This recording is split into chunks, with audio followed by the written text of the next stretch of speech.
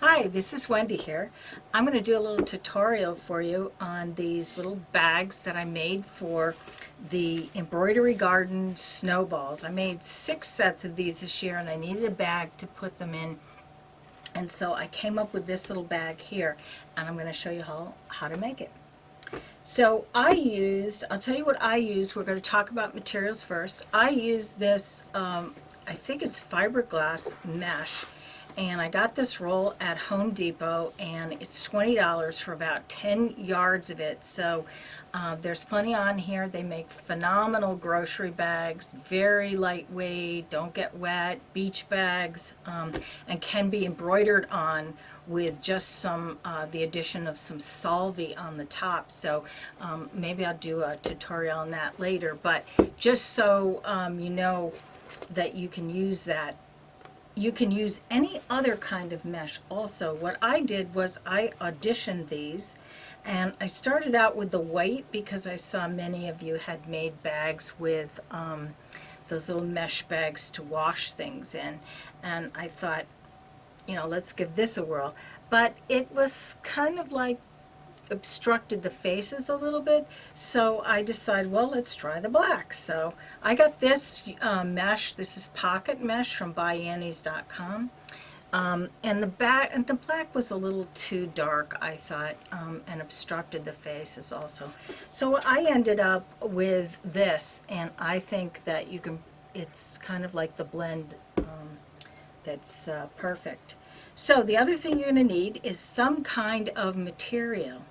And I'm going to use, I used the pack cloth, and this is ballistic nylon, pack cloth. They call it a bunch of different things. In our sample, I'm going to use a twill, a green twill here, and I'll have my camera assistant hand that to me, just so that you can see when I'm at the sewing machine a little bit better on the details of sewing. So this is what we're going to use for our sample bag. So you need 2 pieces of this. Now, how do you decide how big to make this guy? I took the 6 real scientific here. I took the 6 snowballs and I lined them up like so, and I just measured. And I wanted it to be a little snug, but not so snug that a 2-year-old could not get them back into the bag, because then we'd have a lot of crying around here. So that measurement for me, and it depends on how how much you stuff the snowballs as well, but that measurement for me was 12 inches by 8.5 for the front panels. Now, the other thing you're going to need is where is my zipper here? I know that I have, I'm going to have to get my assistant to hand me the zipper that's over there. And okay, this is a 16-inch purse zipper, and the difference between a regular zipper and a purse zipper is going to be the pull. I got these probably at on Etsy or at buyannies.com. Also, these are YKK zippers, and it is a purse zipper, but you can use a regular zipper, but you're going to need to put something in there, a pull, so that kids will easily be able to get it, because the pull is a lot smaller on a regular zipper and the teeth are smaller. But this is 18 inches, and on the bag itself, it does is it comes down on the sides a little bit. But that aids in getting things back into the bag, so that's going to be a benefit. You're also going to need whatever cloth we're making it out of, and the demos are going to be out of the green cloth, but let's just give these as an example. And this is the pack cloth, and this is just a strip cut at 4 inches wide, exactly 4 inches. So, and then you're going to need 2 strips for the zipper that's longer than the zipper, that's at least 2 3/8 to 2.5. And the reason I say that is that it doesn't have to be that exacting, okay? what's going to happen is once this is sewed to the zipper, turned back and top stitched, you're going to have a strip that's going to be then wider than the 4 inches. And if it's wider than the 4 inches, all you're going to do is take your ruler or put it down on your gridded table, and you're going to cut it to 4 inches with the zipper in the middle, so that it's going to match up on the side where you join it to your 4-inch strip. So it's no big deal whether, if you're one of those people who likes to have it exact or you want to trim it after, it makes no difference. So you're going to need that, and you're going to need a strip that will take up the measurement. Now, how long are we going to make this thing? And this is how we're going to find that out. We're going to take, I happen to just tape, let me move these guys out of the way. I happen to tape this down to my gridded surface just so that it wasn't like running around the table on me. So I made a little mark at the center mark of the grid. And then I said, okay, what kind of binding am I going to use? I'm going to use, on my sample and on the bags that I had, I used fold over elastic. Now, fold over elastic is shiny on one side, is 5/8 inches wide. That's the common size. And that's what I used on all of these. On one side, it's going to be shiny. On the other side, it's going to be dull. And it has a natural folding line right down the center. So you're not going to have a hard time folding this evenly. It's going to be really easy to do, and we'll get a better close-up of that later. Measuring for how long this band with the zipper is going to have to be to go around, you're going to make a mark in the center, and I just found the center by folding this mesh in half. And then I just put a little piece of, I folded it in half, I put a little piece of tape on there, and I marked exactly where the center was, just so that I could measure this without like measuring it 12 times. So then, if you're using that 5/8 inch elastic, when you fold that in half, it's going to be about 1/4 of an inch. So you want to go 1/4 of an inch from the edge, and you want to go all the way around, and you're going to measure this up with your tape measure, standing it on edge, and once you get this, and if you use the same measurements again for the same size bag, you're not going to have to do it again. But it kind of depends on what size you're using. So I recommend that you do this yourself so that you know exactly with the materials that you're using. And this came out to be 36 1/4 inches. So I will tell you that after having made a few of these, that it's actually better if it's a little bit tighter. And I don't really know what the scientific explanation for that is, but who cares? So I actually kind of, when I did it, is I measured it to, and cut the panel to 36 inches. Plus, I left an inch on each side, so that in case it was too tight, I could always take it out and do it. So we're gonna meet back at the sewing machine for a better close-up of how to do the zipper. Then we're gonna talk about how to do the band. And oh, one last thing before we go on this is the handle. Now, I like to sew the handles on at the end because then they don't get in your way when you're trying to do the binding, okay? So now I used nylon webbing, or polypropylene webbing, I think they also call it, that you can use like dog collars and that kind of thing. If you don't have that, don't worry. You can use ribbon, 2 pieces together. You can use a piece of ribbon wrapped in your material or any kind of cotton material that you like, and just stitched. So it's no big deal. You'll find a handle that's perfect for your project. So let's head over to the machine, and we'll do the zipper, we'll do the band, and then we'll have some close-ups on how it all goes together.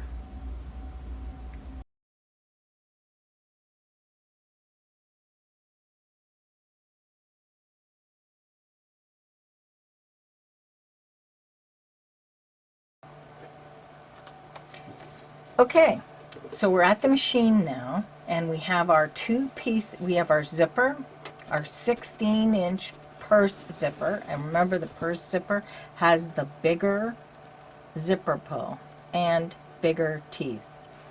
And we have our 2 pieces of 2.5 inch that go on either side of the zipper. Now we're going to put one of those aside, and this is the right side and this is the wrong side. So we're going to have the right side up. We're going to take our zipper and turn it face down along the edge, just making sure that we have a little overhang here and a little overhang here. Now we're going to put it into the machine. Now as we start out, I like to open the zipper a little so there isn't some big mess up there. And this is just a regular 3/0 stitch on the sewing machine, nothing. And you're going to go right alongside with your regular foot. You can use a zipper foot, not necessary. We're going to back up, and then you will see why. We're going to go right along and just keeping that even with the edge. Now I'm going to stop here and raise up the presser foot, close up the zipper so it's out of my way, and then I'm going to move back down to sewing. Now a lot of zippers, including this one, and I don't know how easy it is to see because it's black, will have these different weave here. It's like the weave reverses. So there's a line that shows you if you stitch down that line, it's going to be even when you apply it. And that's to help you actually apply the zipper straight. So all we're going to do now is keep that edge even and go all the way down.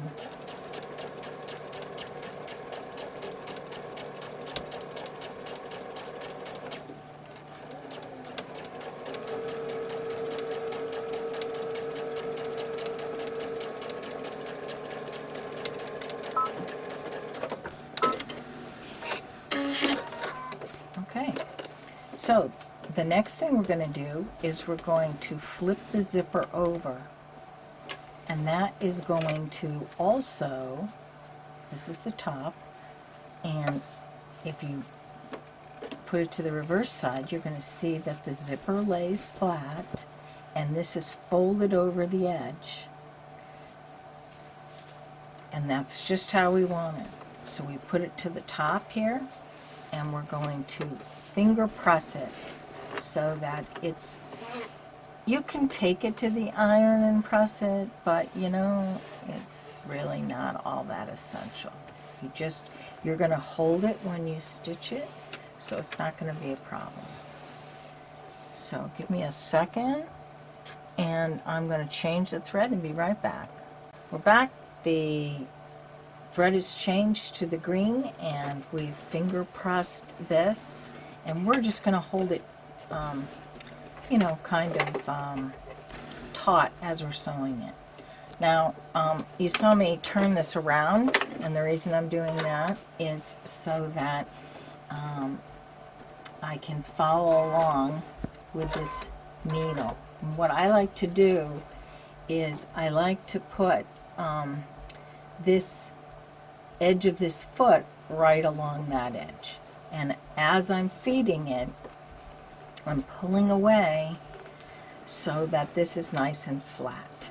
Okay, and remember, this is, we want the zipper flat underneath here. We do not want it folded back because it will prevent the zipper from operating correctly. Alright, so I am going to just back stitch a little bit, and then do this top stitching. Now you could do this with the contrasting thread, and if you could keep it really straight, I think in this project it would look stunning. However, If you're worried about it at all, or let's say it's 11 o'clock and you have 3 more to make before midnight, maybe that's not the time that you want to do a contrasting stitching. So as we get close to here, I just don't want to have any problems with the foot, so I'm going to leave the needle down and put the foot up. I'm going to open the zipper and go past it, put this down, and continue on to the edge. And when I get them both sewed, then I will show you how we're going to get them attached to our other band piece. So let me give you a view of this.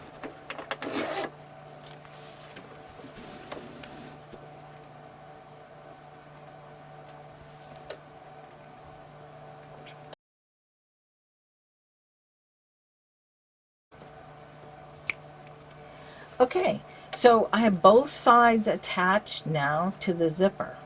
And we're going to take our other 4-inch piece that is going to form the bottom part of the bag, and we're going to attach it. But the first thing we got to do, remember how we talked about these, I cut these at 2.5, and the reason I do that is sometimes right here at the top there's a little jut out for the zipper. Now what I usually like to do is open the zipper a little, and then I put it under the sewing machine, excuse me, and I sew this together so that when I have the bag, not touching the metal of course, but I just sew this together so that when the bag gets put together there's no gap there. Alright, so what we're going to have to do is I'm going to take this back to the table, and I'm going to cut this down to the 4 inches to match this, and then we'll come back to the sewing machine and we'll attach this into our, on both ends, and we'll have almost the whole bag done. Okay, we're back from the cutting table, and now we've got this cut down to 4 inches. So what we're going to do is, I like to do this open end first because that gets everything under control, and I open the zipper part way so that I can get this really close, because when the zipper is closed it pushes this out with a little pucker. So for bags, really for anything, it's better to open it and then you can push it together and get it really close. So you want to take the right side and put right sides together, and I'm going to turn it over and stitch from the other side. You want to leave about 1 inch, so I'm kind of eyeballing it. And then we just got a visitor. Our dog came down to entertain. So if you hear that, it's not a bear in the background, it's actually a dog. Alright, so I've turned it over and I'm just holding this together closely. Now, if you feel like you're not going to be able to stitch this straight, then you want to, you may want to get a piece of chalk or something and draw a line there. I'm just going to kind of eyeball this and make sure that if it makes you feel more in control of things, you can come in here and just draw and just do a little stitch right across there, and it holds it all together. And then you can come back here and get this cut off. If I had some scissors, that was. Okay, so what we're going to do now is we just stitch this. We're going to cut off this extra part so that we can get a nice straight line.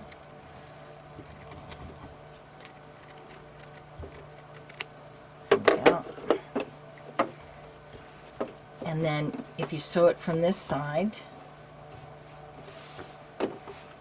you know what really helps is to make sure that this piece lines up right on top of your other piece. Then you're never going to have the situation where it's going to be kind of wonky and not straight. So now you can see the edge of this, and we can see whatever line that it lines up on. I'm just going to back stitch a little bit, and then I'm going to come forward and follow that line again all the way down to this side. Now I like to get fairly close to this, the metal things. You're always going to push them in the opposite direction. I'm going to have to get even closer on this one because this was a reused. So if it's not right the first time, that's no problem. As long as you don't hit the metal, you're all set. So I'm going to stitch that, and then we'll top stitch it. So I top stitched that again. There's a little hair there we're going to cut off later.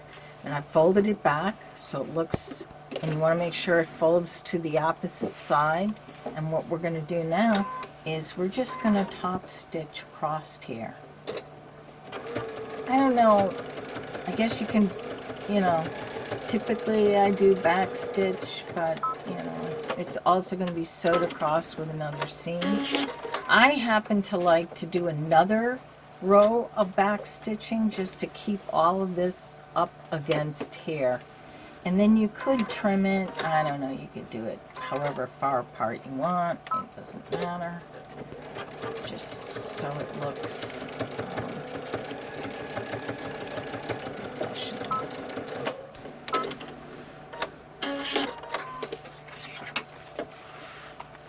Alright, so now we have to fold this back, and we're going to do the other end.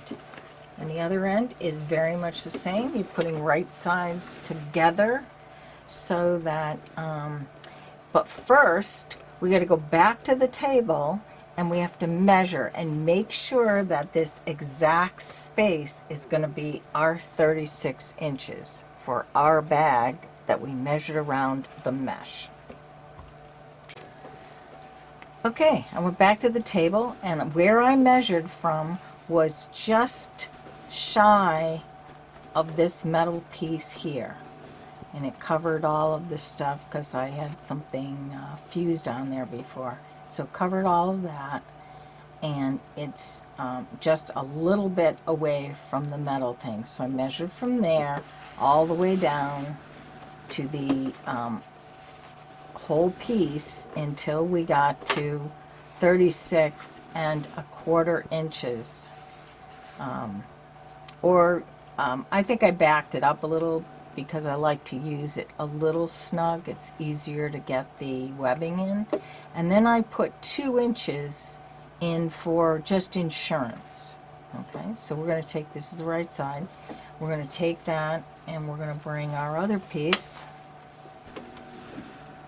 And again, we're going to do what we did before, and we're going to put this right, match up where we want it to go, right to our line.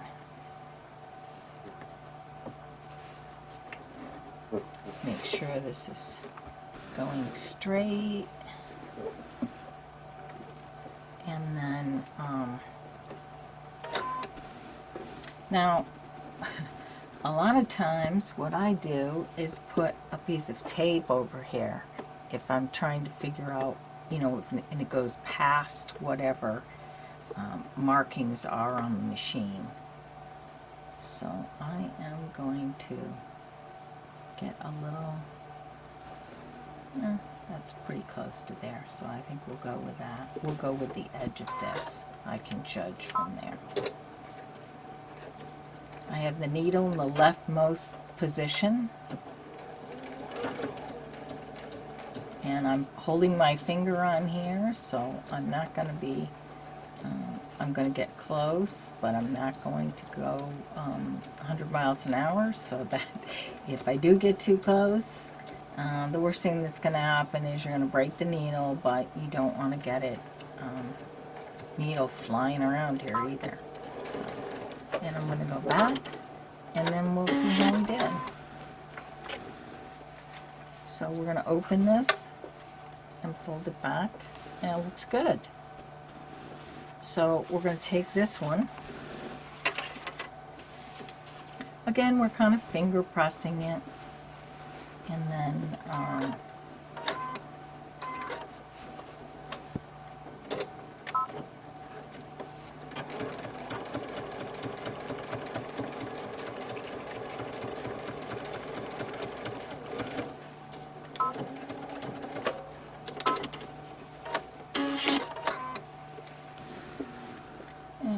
I don't remember what I did on the other side, but you know, I stitch again so that it holds all those pieces down, and then we can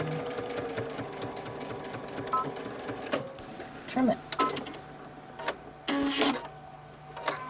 And all you have to do is we'll hold that down, so you fold that back so you're not getting any of what you need to be left there. Now this does ravel, this twill, and so you might want to think about running the pieces through the serger if you have one. It's not necessary, but for, you know, if it makes you feel better and you don't want to deal with any of the strings coming out of it. So here is our piece. Probably needs a little trimming, but both seams are done, and then we're going to pin it and do and go all the way around our mesh. Okay, so we've got our band done, and we've got our mesh. So what we're going to do next is I think I told you to cut these out in a square, or actually a rectangle, and I don't know if I described how to do the corners. I like to use a 2-inch radius just because it kind of goes with the snowballs, but you can almost use anything. So all I did was cut them out a rectangle, 12 by 8.5, and then I fold them evenly, matched the corners. Well, there was corners, and I'll show you what I did. It's very easy, and you fold it into a quarter. Now I used this ruler for quilts, right, by Creative Grids. I love their rulers because they don't move around. And just put this down and just cut it with a rotary cutter, or you can just hold it like this and cut it with your scissors, however you want to do it. So now you've got some beautiful rounded corners, and they're all the same. So we are going to match these up, and I'm going to get some clips so that you can see how it needs to be pinned or clipped into the frame, and then we'll do a little demo on that. So first thing we're going to do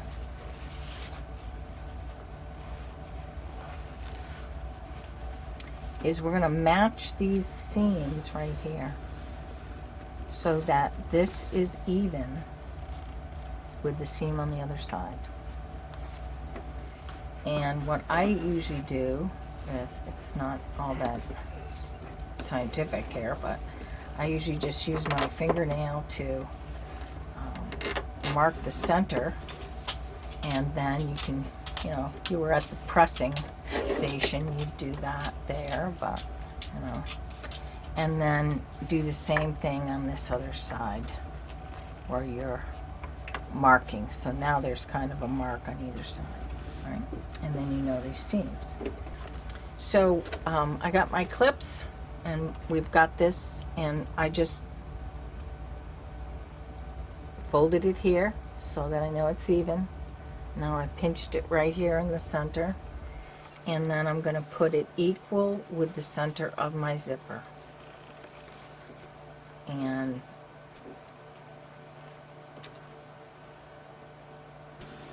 put a little clip there. Then I'm going to take the other side, which of course has unfolded itself, and fold it again, put my finger there, and go down to the bottom where that little fold is. Now, you could use chalk and everything, but, you know, since this will fold, I'm okay with doing it that way. And you're going to come to the end, and you're going to fold that together and match that. And you're going to come over here to your seam and line that up with that.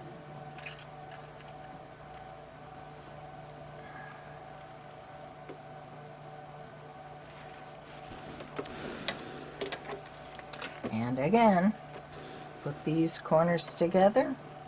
Now, if you don't have a handy dandy little ruler like that to make the roundness of the mesh, I keep calling it mesh, but it's actually window screen. Make sure you don't get the metal kind. You don't need that handy dandy little ruler. You can use any cup, saucer, anything that's round. You just put it on the edge. Make sure you fold it so that all four sides are the same. Otherwise, it'll be a little wonky. Okay? So we've got the four sides pinned, and that's all we've got to do to actually sew this together, is to have those four pins in. Next, we're going to sew our screen to our bag frame. This is how you need to set it up on the machine so that you can see the mesh on top. Do not sew it the other way. You're going to have some very disappointing results. I like to do this step separately from putting the binding on, although they can be done together if you have a lot of experience. It leads to a much better, faster, easier way of doing it if you do it in 2 steps. So all I'm going to do is sew around here, and the idea is to keep that 1/4 inch edge there.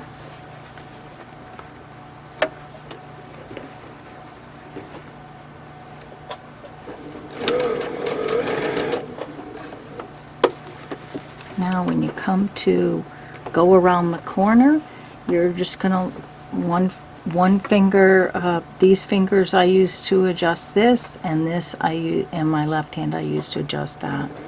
And I just kind of fold them into one another.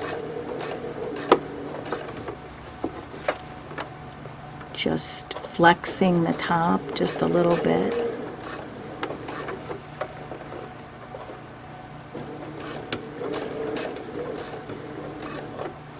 And stopping.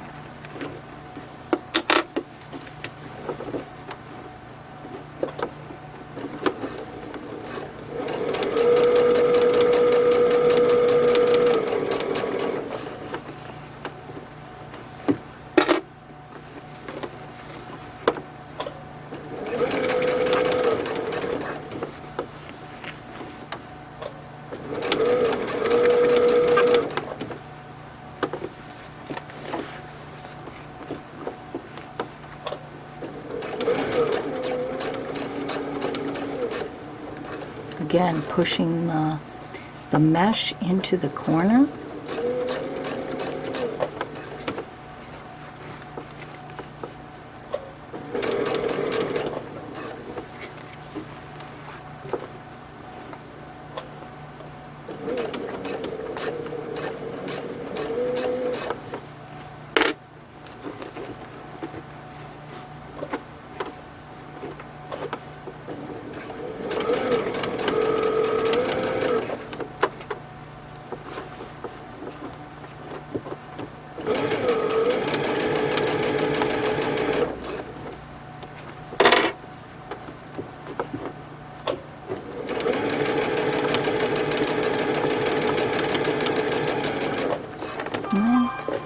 I made that a little too deep there. I'm going to back it off again. Like I said, you know, this is very forgiving, so you shouldn't have too much of a problem.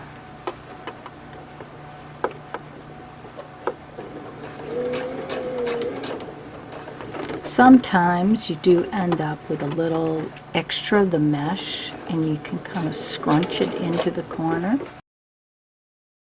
You can also use your 1/4-inch quilting foot, available for all machines, to make a perfectly even seam without any effort. All right, so let's work on putting our binding on. You can do this with a straight stitch. You can do it with a zigzag, decorative stitch, anything your little heart desires. So it seems like you need a little extra fingers actually. But let's see how this goes. I like to have it set on 3/0. This isn't going to stretch, but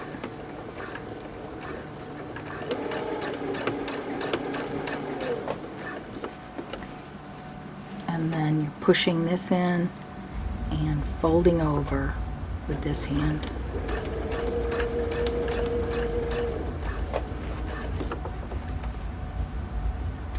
Also, you want this to be exactly like we sewed it.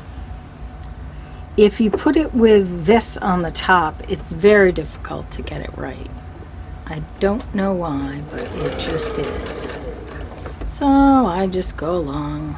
Like I said, you could use all the gadgets, or you can do it just with this. Now when you come to the corner, you want to make sure nothing is folded over there.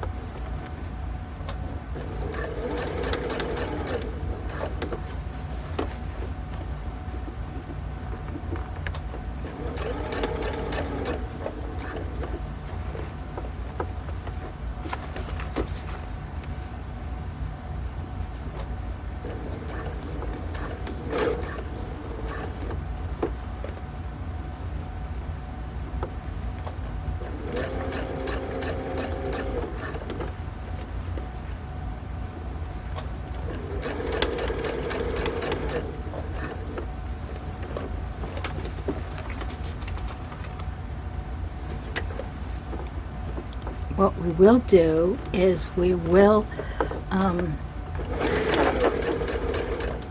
show you this when we're done.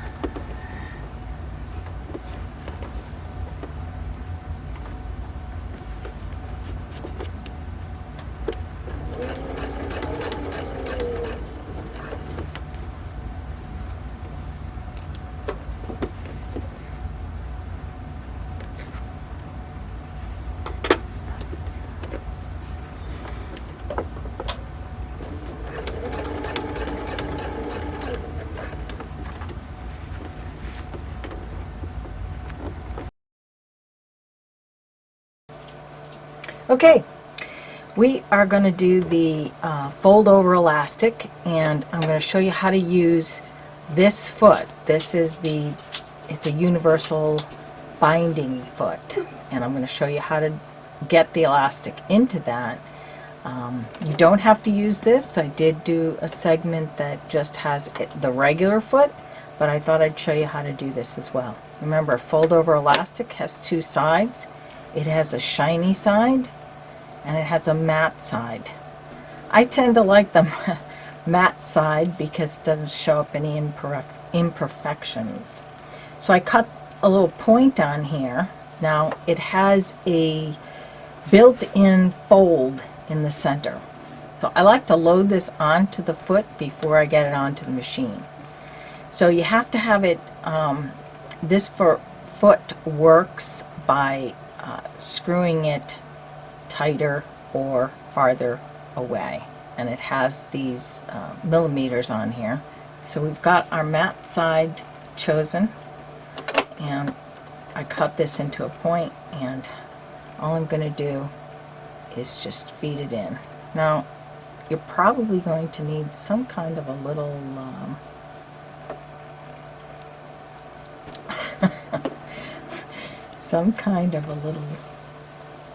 stiletto or something to get this in here all the way.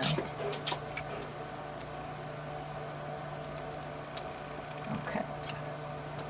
So, that's what I did.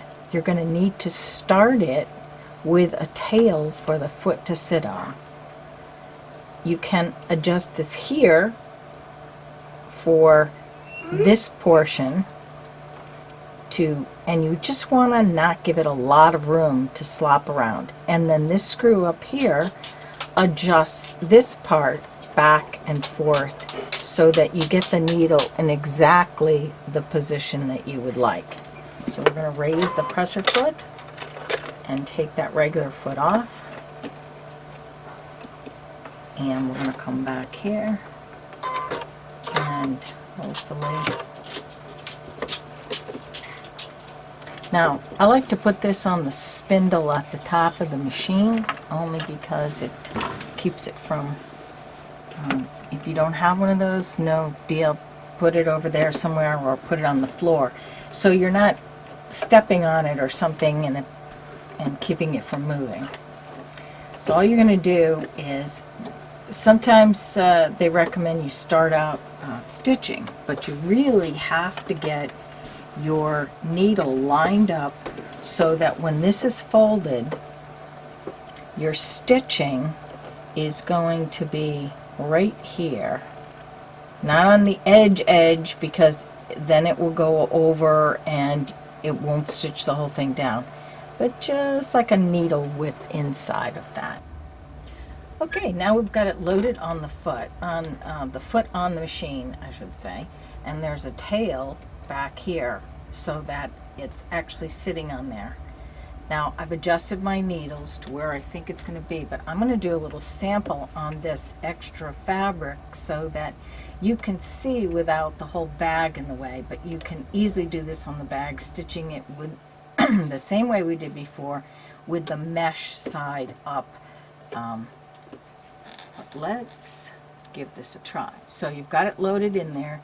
You're going to feed this fabric in here. Now it is a little fiddly getting it started, but and also you want to make sure that your bobbin thread is up here and your top thread, because as this goes through, you can use this with a little leverage. If you don't pull the bobbin thread up, I guarantee you're going to have a little nest of black thread down there. So you want to pull that up, even if your machine says you do not have to do it. So we're going to stitch along.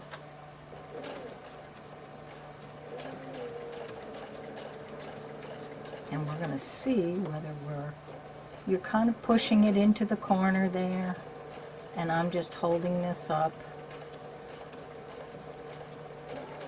And you don't want to be doing this at a breakneck speed. You want to go along, fairly slowly. Let me peek here behind and see how we're doing. Looks pretty good. Let's just go to the end of this piece. This is only something that I would consider doing on something rounded. You're not going to be able to go around corners without having to manually or take it out and use your regular. Alright, so let me cut this and we'll take it off and take a look. And get our lint off of there.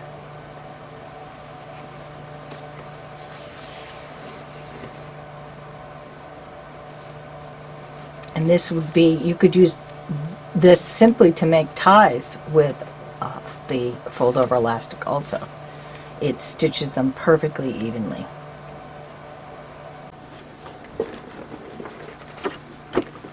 Okay, we're going to put our handle on.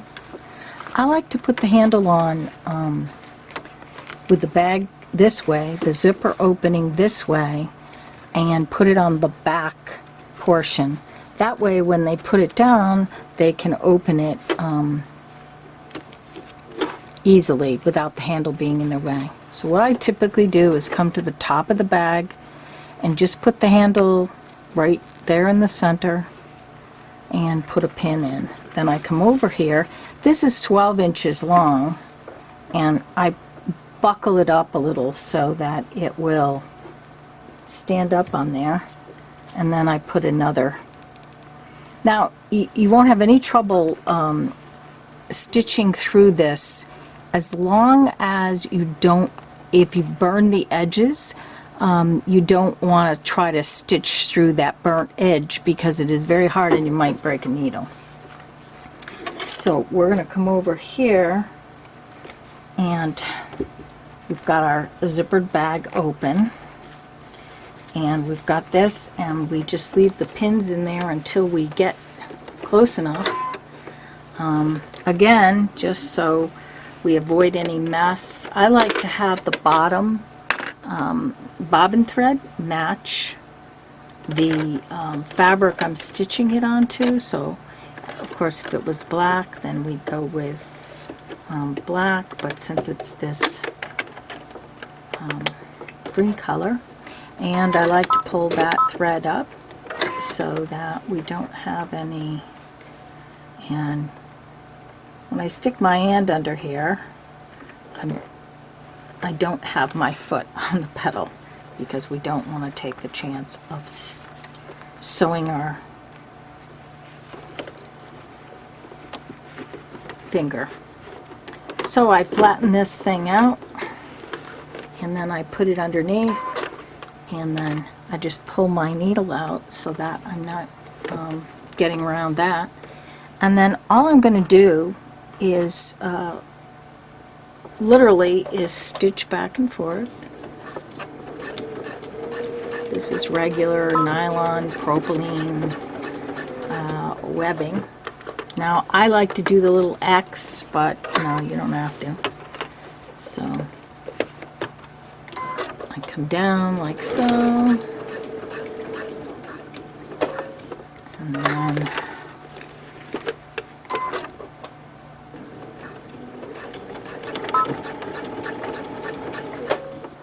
there we go. So we'll meet you back at the table, and we'll pack our brand new bag after it's all trimmed up. Hey, we've completed our bag. This fits exactly 6, as you can see. It's got a handy little carry handle and fold over elastic. Now you don't have to use elastic, you can use regular bias binding of any kind. You don't have to use mesh. You could substitute mesh for any kind of cotton fabric or something. You want to have something that has a little bit of body so that it will stand up on its own. I hope you enjoyed this tutorial. I had a good time putting it together, and I hope you enjoyed the bags as much as I do. Thanks.